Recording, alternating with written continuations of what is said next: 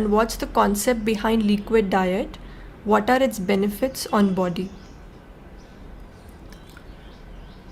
Again, that is unless one has difficulty in taking something solid, it would not be really desirable to have a liquid diet, because the volume will be such that it will be difficult to consume the required amount of energy. This diet, which is all liquid, will end up becoming what one may call a very low caloric density diet, which means a very large volume will be able, only a very large volume will be able to provide the amount of energy we need. Secondly, it could also dilute the digestive juices once it gets to the gastrointestinal tract, and therefore in fact neither modern scientific knowledge nor Ayurvedic knowledge recommends a liquid diet. What is in fact emphasized to some extent in traditional wisdom is the amount of water that we should take with a meal and when we should take it.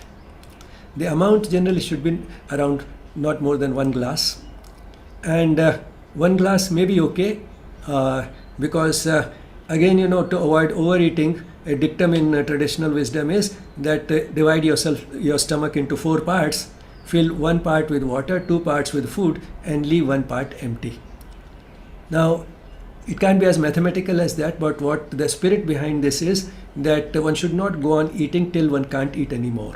Even when you have some capacity left to eat, do just stop eating, and the capacity is there, but psychologically you will feel full much before that, much before you reach the limits of your capacity to eat. So one should stop when one feels psychologically full.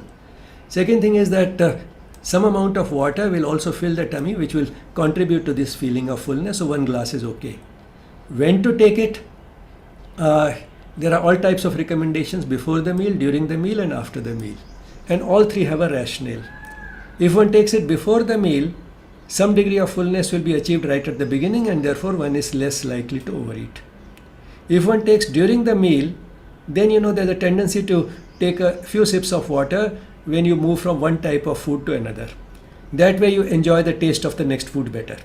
So that's more of a sort of a indulgence in sensory pleasures, taking during the meal. And at the end of the meal, again there's a rationale, because food staying in the between the teeth, sticking between the teeth, starts getting fermented, and that can lead to eventually to cavities in the teeth, and therefore one should rinse one's mouth immediately after eating food. If that is not always very practical, if one takes water at the end of the meal, to some extent that will work the same as rinsing the mouth. So one gets at least a bit of a mouthwash at the end of the meal. So all 3 have a rationale. But the total quantity of water taken during the meal should be just about 1 glass.